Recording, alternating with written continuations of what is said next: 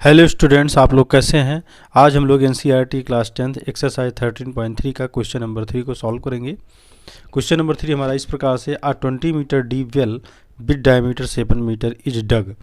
हमारा एक ये वेल है जिसकी डीप जो इसकी गहराई है ये 20 मीटर है। यहाँ से इसकी गहराई कितनी मीटर है, ये 20 मीटर हमको गिवन है। गहराई है इसकी, हाइट मान लेते हैं।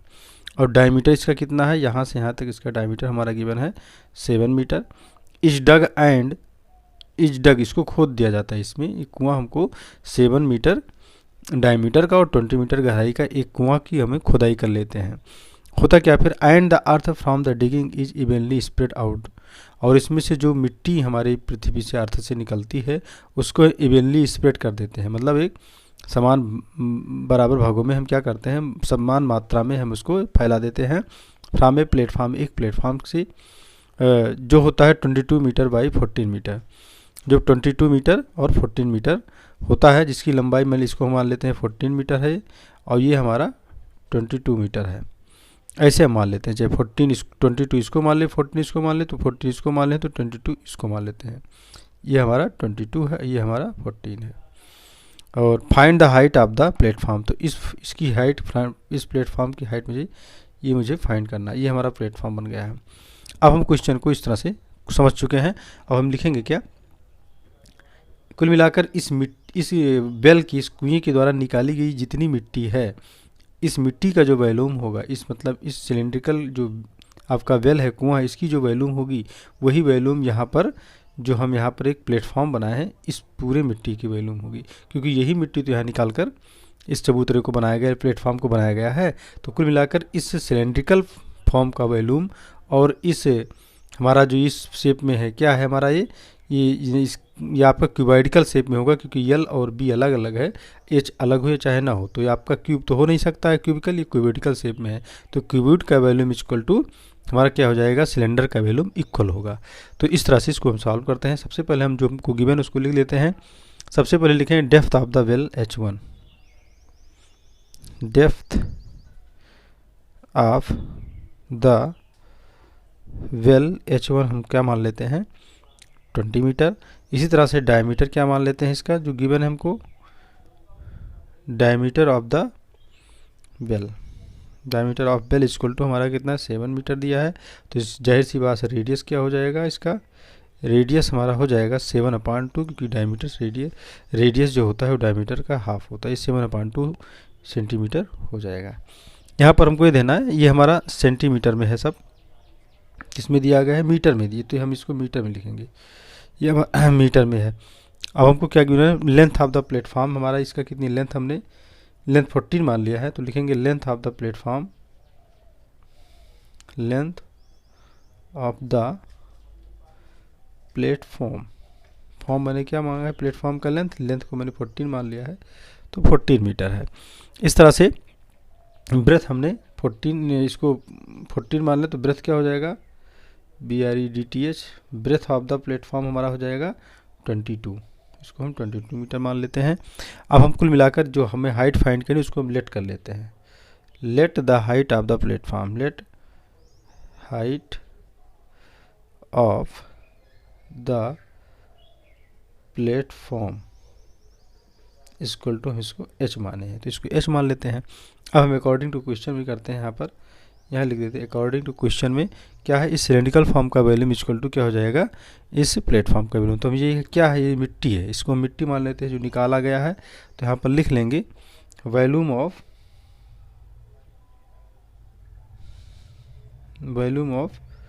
सॉइल इक्वल टू क्या होगा, वॉल्यूम ऑफ प्लेटफॉर्म, ये हो जाएगा हमारा। अब इसकी हम वैल्यू आराम से रख के सॉल्व कर लेंगे। वही सिंपल क्वेश्चन है, बहुत कठिन नहीं है। वॉल्यूम ऑफ सॉइल हमारा क्या है, ये हमारा सिलेंडर के फॉर्म है, तो सिलेंडर का वैल्यू हमको पता है, πr² H होता है। इसको H1 मैंने माना है यहाँ पर, तो इसको H1 कर लेंगे। इक्वल टू क्या हो जाएगा L, ये आपका क्यूबॉइडिकल शेप में है, तो इसका वैल्यूम क्या हो जाएगा, क्यूबॉइड का वैल्यूम होता है L × V × H होता है। अब कुछ नहीं, इसमें वैल्यू पुट कर दीजिए, 22/7 हो जाएगा पाई की वैल्यू। और रेडियस हमको निकाल चुके हैं, ये 7/2 है, तो 7/2 × 7/2 2 हम करेंगे और हाइट हमको इसकी पता है 20 मीटर, क्योंकि इस सिलेंड्रिकल फॉर्म की हाइट 20 मीटर है। इसमें हमने यल कितना माना था, यल 14 माना है, ब्रेथ हमने 20 माना है, 22 माना है, और हाइट को हमें फाइंड करने के लिए हाइट हम इसे उतार लेंगे। इसको जब हम सॉल्व करेंगे तो यहाँ पर h इक्वल टू हम लिख लेंगे, ये सारा इस तरफ आ जाएगा। तो जैसे इसको पहले लिए 22/7 है, फिर इंटू 7/2 है, फिर इंटू 7/2 है, फिर इंटू 20 है, और ये हमारा क्या है 14 इंटू 22 नीचे आ जाएगा। तो फिर यहाँ पर हो जाएगा ये 14/1 है तो इधर आ जाएगा 1/14 हो जाएगा, और 22/1 है इधर आएगा तो 1/22 होगा, क्योंकि ये इंटू इधर जाएगा तो डिवाइड हो जाता है। डिवाइड का मतलब ये पलट जाएगा, पलट करने तब इंटू में चेंज होगा। अब इसको हम सरल कर लेते हैं, ये 7 से 7 कट गया, उसके बाद में हम और सरल कर देंगे, ये 2 से यहाँ करके 10 लिख दिया मैंने, इस 2 से इसको सिंप्लीफाई किया, ये 5 हो गया, और यहाँ पर भी हम 22 से 22 कैंसिल हो गया। अब हमको क्या मिला, कुल मिलाकर हमें मिल रहा है 7 2 14 हो गया, सब खत्म हो गया। इस तरह से हमें h की वैल्यू आ गई। h इक्वल टू हमको क्या मिल गया, ऊपर 5 बचा है और नीचे 2 केवल बचा है 5/2। तो इसको जब हम सॉल्व करेंगे तो 2.5 मीटर हमारा आंसर आ जाए। इस तरह से इस क्वेश्चन का आंसर कंप्लीट होता है। अब हम नेक्स्ट क्वेश्चन के लिए देखेंगे। क्वेश्चन नंबर 4 है, आ वेल ऑफ डायमीटर 3 मीटर। एक बेल है जिसका, एक कुआं है जिसका डायमीटर 3 मीटर है। ये हमारा कुआं मान लिया है, ये कुआं की खुदाई हुई जिसका डायमीटर मैंने 3 मीटर कर दिया है। इस डक 14 मीटर डीप, जिसको 14 मीटर गहराई तक खोदा गया है। मतलब इसकी ये सिलिंड्रिकल फॉर्म में समझ लीजिए कुआं की खुदाई हुई है जिसका डायमीटर 3 है और गहराई इसकी 14, इसका मतलब एच आपका 14 हो गया। अब हम आगे देखेंगे, the earth taken out of it. Earth, इसमें से जो मिट्टी खुदाई हुई उस मिट्टी को हम निकाल लिए हैं पृथ्वी से। उसके बाद has been spread evenly all around it, और इस मिट्टी को निकाल करके इसके चारों तरफ हम जो कुआं खुदाई की इसके चारों तरफ मैंने क्या कर दिया, इसको स्प्रेड कर दिया, फैला दिया है। लेकिन किस शेप में, in the shape of circular ring, एक सर्कुलर रिंग के शेप में। मतलब इसको हम इस तरह से गोली, इस कुआं के चारों तरफ, जगत जिसे कहते हैं, चारों तरफ मैं इसको फैला दिया हूँ सर्कुलर शेप में। उसके बाद क्या होता है, अब circular ring of width 4 metre, जिसकी चौड़ाई जो होगी इस कुएं की, जो हम इस पर चौबूतरा बनाए हैं। जैसे मान लिया ये कुआं हमारा था तो इसके चारों में ऐसे ऐसे मिट्टी को क्या कर दिया हूँ, कुछ गहराई के ऊंचाई के अकॉर्डिंग इसको मैंने फैला दिया हूँ, जिसकी चारों चौड़ाई ही 4 मीटर का है। ये सब 4 मीटर है, ये सब 4 मीटर हमारा है। इसके चारों तरफ 4 मीटर की चौड़ाई की मिट्टी मैंने फैला दिया है। उसके बाद क्या कहा है, 4 metre from on the embankment. Embankment का मतलब ये चबूतरा बन गया है। Find the height of the embankment, तो इस एम्बैंकमेंट की कितनी ऊंचाई है, इसकी मुझे ये मान ली ऊंचाई है, इसकी हाइट फाइंड करना। अब हम देखते हैं कैसे। तो ये बहुत इजी है, तो सॉल्व इस तरह से करेंगे। कुल मिलाकर हम देखते हैं इस वेल को, जो कुआं की खुदाई हुई है, इस अर्थ से मिट्टी जो निकाला गया है, इस मिट्टी की जो वैल्यूम होगी, मतलब इस सिलेंड्रिकल के फॉर्म में जो हमारा कुआं बना है इसकी जो वैल्यूम होगी, यहाँ पर इसकी मिट्टी को डालेंगे, पूरे इस चबूतरे की वैल्यूम होगी। और चबूतरा भी हमारा एक सिलेंड्रिकल फॉर्म में बन गया, क्योंकि ये भी एक आपका सर्कुलर मतलब सिलेंड्रिकल फॉर्म बना रहा है। बट इसकी थोड़ा सा हाइट, मतलब कुएँ की मतलब समझ लीजिए इसका जो डायमीटर रेडियस है उससे 4 सेंटीमीटर दोनों तरफ ज़्यादा हो गया, चारों तरफ ज़्यादा बढ़ गया है। तो इसकी हाइट कितनी ऊंचाई तक हम मिट्टी को इस पर हम पाटे हैं, यही हमको फाइंड कर लेना है। तो कुल मिलाकर कुएं का जो वैल्यूम होगा वही हमारा क्या हो जाएगा, इसका एम्बैंकमेंट का भी वैल्यूम, मतलब चबूतरा का भी वैल्यूम होगा। तो दोनों को हम इक्वल करके सॉल्व कर लेंगे। हमारा सवाल मतलब क्वेश्चन बहुत आसानी से सॉल्व हो जाएगा। इंपॉर्टेंट क्वेश्चन है, स्टूडेंट इसको ध्यान से समझिएगा, और बहुत ईजी है, ज़्यादा कठिन नहीं है। तो इसको हम देखते हैं फिलहाल। चलो तो हम लिखेंगे जो जो हमको गिवन है उसको हम लिख लेंगे। Depth of the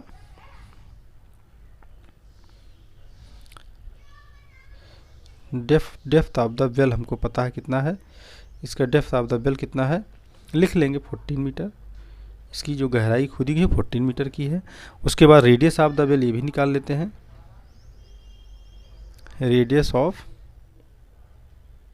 well R1 कर दो इसको, क्योंकि ये आपका पूरा 3 था डायमीटर, इसका रेडियस क्या हो जाएगा 3/2 मीटर हो जाएगा, हाफ हो जाएगा।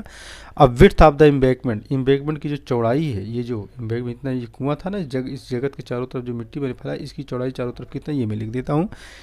इसको मैं लिखूँगा विड्थ ऑफ द एम्बैंकमेंट, इसको लिख लेता हूँ, ये मेरा 4 मीटर है। इस तरह से अब देखिए इसकी वैल्यू मुझे फाइंड, भाई 2 सिलेंडर बनेगा, एक सिलेंडर तो ये अंदर बना इतना हाइट का, अब एक सिलेंडर इतने हाइट का यहाँ से थोड़ा दूर से बना, मतलब यहाँ से ये एक सिलेंडर एक बन गया। तो इसमें हम लिखेंगे इसको रेडियस ऑफ द एम्बैंकमेंट। अब एम्बैंकमेंट का रेडियस क्या होगा, तो जो ये हमारा कोन का था, ये कोन नहीं कहते, सिलेंडर का जो था रेडियस, उसमें 4 सेंटीमीटर क्या हो रहा है, ऐड हो रहा, और बड़ा हो जा रहा है। मतलब यहाँ से यहाँ तक हमारा कुएं का रेडियस था जो 3/2 जो है, और इधर क्या हुआ, इधर जब यहाँ से एम्बैंकमेंट का रेडियस लेंगे तो यहाँ से यहाँ तक पहुँच जाएगा। तो ये 4 इतना ये भी जुड़ेगा, प्लस नहीं, ये जो हमारा 3/2 ये आपका सिलेंड्रिकल फॉर्म जो कुएं का रेडियस था ये, और जो 4 मीटर हम और बढ़ा करके इसका एम्बैंकमेंट बनाया है, तो ये दोनों जुड़ करके पूरा यहाँ से यहाँ तक रेडियस मिल जाएगा। तो इसको हम लिख लेंगे कि radius of embankment, radius of embankment क्या हो जाएगा, इसको हम प्लस करेंगे तो 4 तो ऑलरेडी था ही, और 3/2 हम और प्लस कर देंगे, तो 4 2 जा 8 और 3 11/2 मीटर इसका एम्बैंकमेंट का रेडियस आ जाएगा। अब हम ये चीज़ अब हमको जो फाइंड करना है, लेट कर लो, लेट हाइट ऑफ एम्बैंकमेंट लिख लेते हैं। हमको जो फाइंड करना है हाइट ऑफ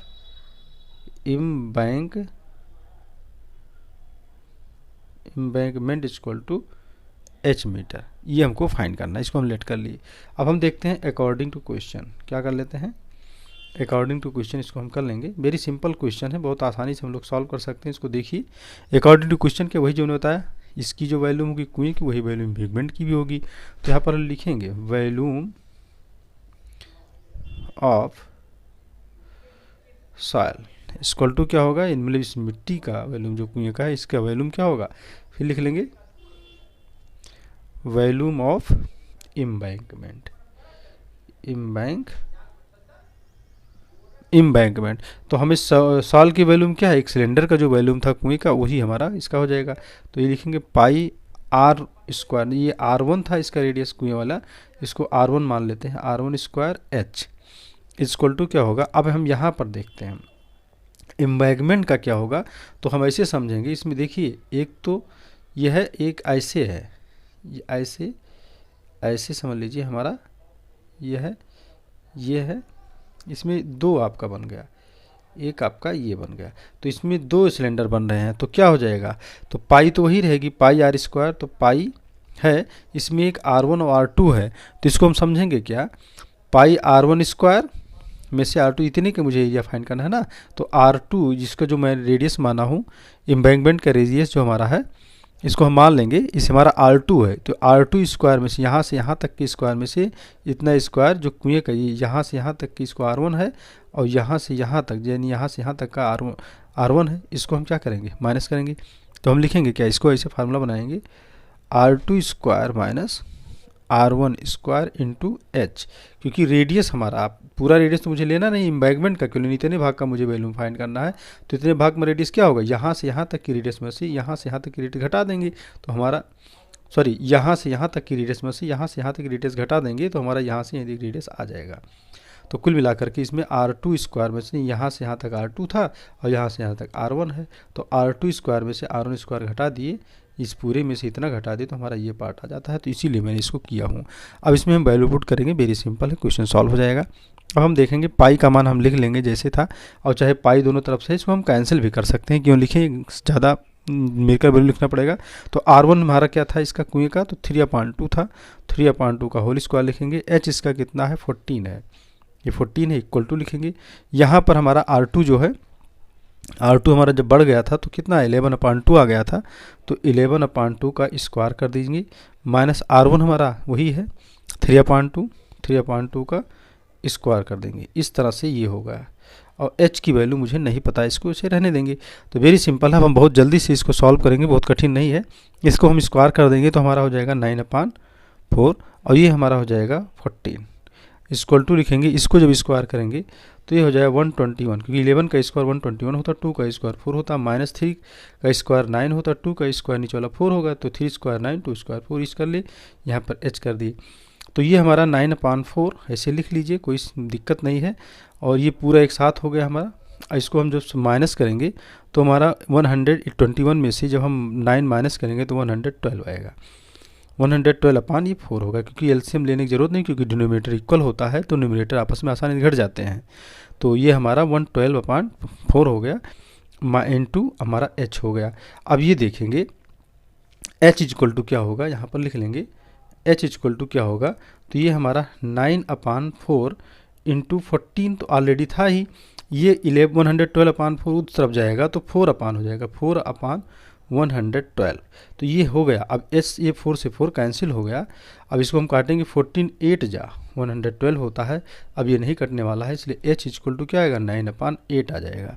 इस तरह से इस एम्बैंकमेंट की हाइट हमको मिल गई 9 अपान 8 मीटर। तो ये हमारा आंसर हो जाता है। इसको चाहे तो डेसिमल भी कर सकते हैं, तो डेसिमल में आंसर ला सकते हैं, 8 से 9 में डिवाइड कर दीजिएगा और ये भी आपका आंसर एक हो सकता है। सो इस तरह से हमारा क्वेश्चन कंप्लीट हुआ और नेक्स्ट क्वेश्चन हम नेक्स्ट वीडियो में देखेंगे। So thanks for watching this video.